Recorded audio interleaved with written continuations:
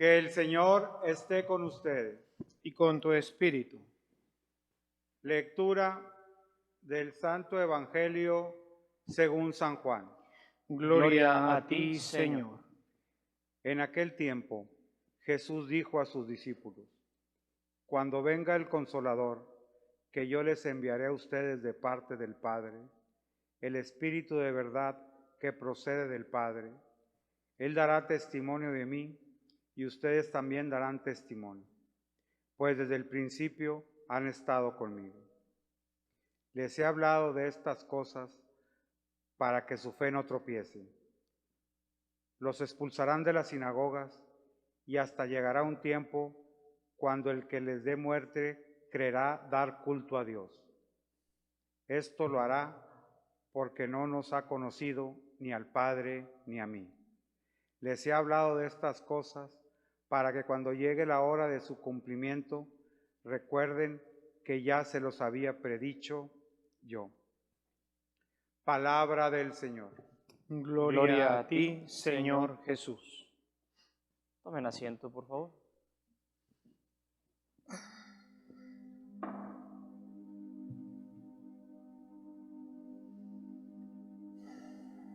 El viaje que el apóstol San Pablo emprendió no fue un viaje turístico, no fue un viaje simplemente de entretenimiento, fue sobre todo un viaje con tintes evangélicos, fue un viaje con un deseo que él llevó en su corazón desde un principio: anunciar a Cristo vivo y resucitado que él se había encontrado en el camino.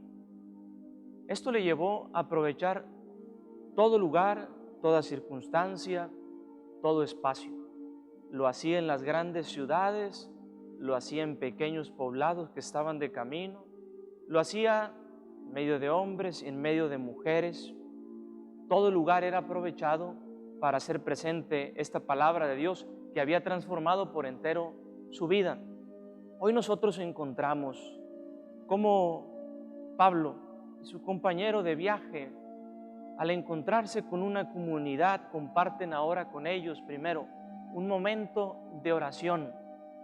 Nosotros necesitamos también, hermanos, en nuestro diario vivir, en aquellos encuentros que tenemos con nuestros seres queridos de una manera especial, con nuestros amigos, con aquellos que compartimos la vida, necesitamos crear también esos momentos para dirigirnos a Dios.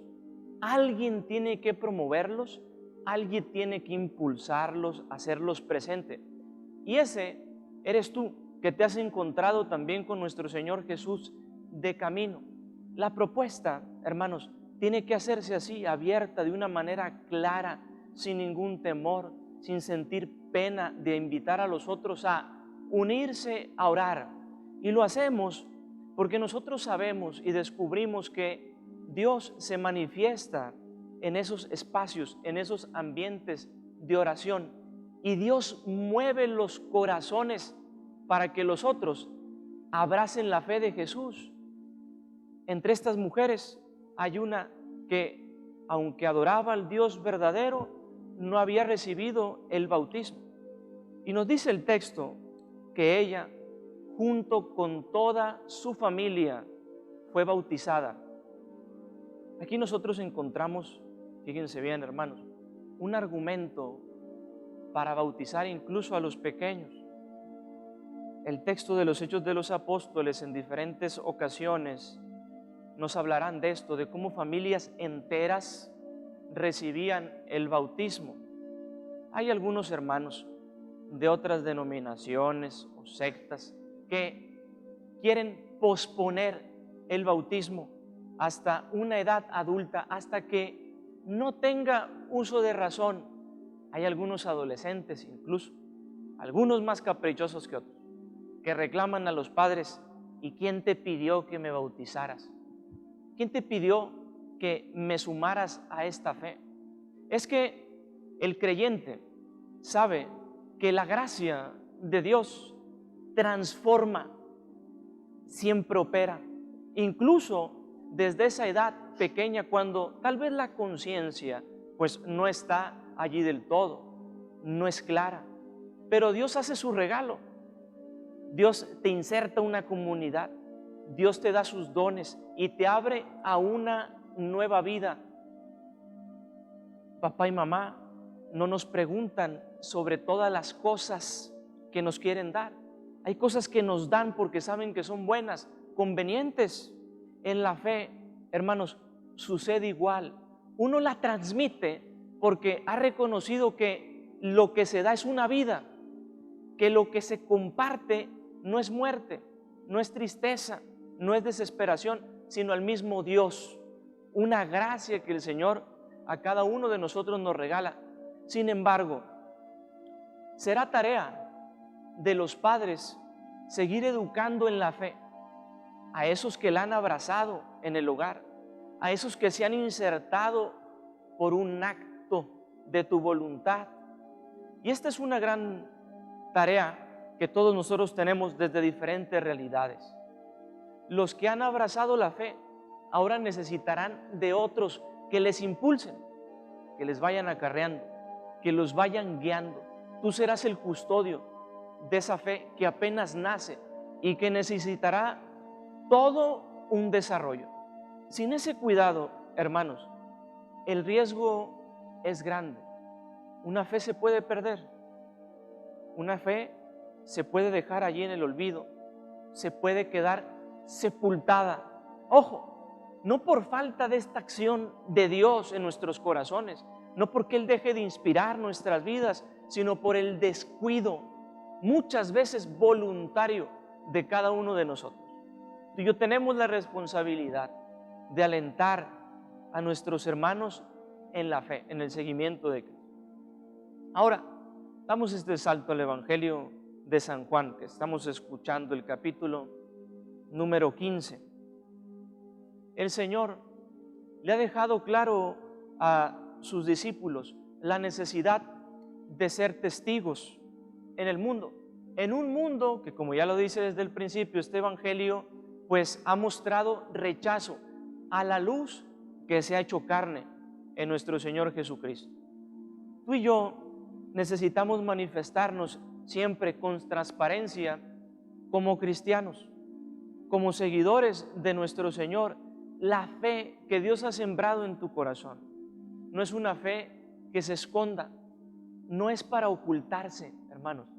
Esta es para compartirse, para llevarse hasta los últimos rincones. Ahora, necesitamos pensar qué clase de testigos somos, porque durante mucho tiempo nosotros solemos ser testigos de oídas. Somos testigos porque otros nos han contado una obra, una acción. No hemos pasado a ser testigos siempre, digo yo, de primera mano, de aquellos que pueden contar su propia experiencia en el seguimiento de Cristo. Esto es un elemento importante en el testimonio, hermanos. Nosotros creemos con mayor facilidad y sencillez cuando alguien es capaz de contarte esa experiencia personal que ha tenido de Jesús. De manera que si tú puedes decirle a tus hermanos ahí en casa, a tus hijos, a la raza con la que te juntas ahí en tu trabajo, en la calle, yo he tenido una experiencia de Jesús, por eso te la cuento, por eso te hablo. Será mucho más fácil que la fe penetre sus corazones. Hay que pedirle a Dios esta gracia, pero también hay que buscarla, hay que procurarla. Los encuentros, aunque se pueden dar de manera casual, estos también se dan con la búsqueda personal. Segundo, en este testimonio que tú y yo estamos llamados a dar, encontraremos también oposición. Habrá quien los persiga, dice el Señor. Habrá quien luche contra este mensaje de salvación que tú y yo demos.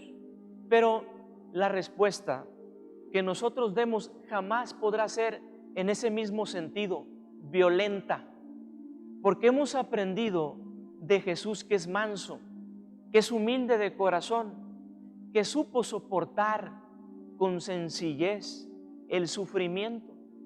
no se quedó callado. El Señor manifestaba la verdad siempre a los demás, pero no respondía de manera violenta. La fe jamás podrá tener, hermanos, como defensa la violencia, y la fe cristiana menos, porque hemos aprendido de este maravilloso testimonio de Jesús, que supo pedir perdón incluso en el momento más doloroso, más cruel que nosotros hemos conocido. Hoy le pedimos al Señor estas gracias para nuestras comunidades cristianas. Primero, que sepamos abrir espacios de oración, que abrazando la fe también en esos lugares sepamos promoverla y cuidarla. Y después, que podamos nosotros, como el Evangelio nos lo ha mostrado, ser testigos fieles, que incluso en medio de la oposición y de la lucha, saben mantenerse con firmeza en el mundo que vive. Que así sea.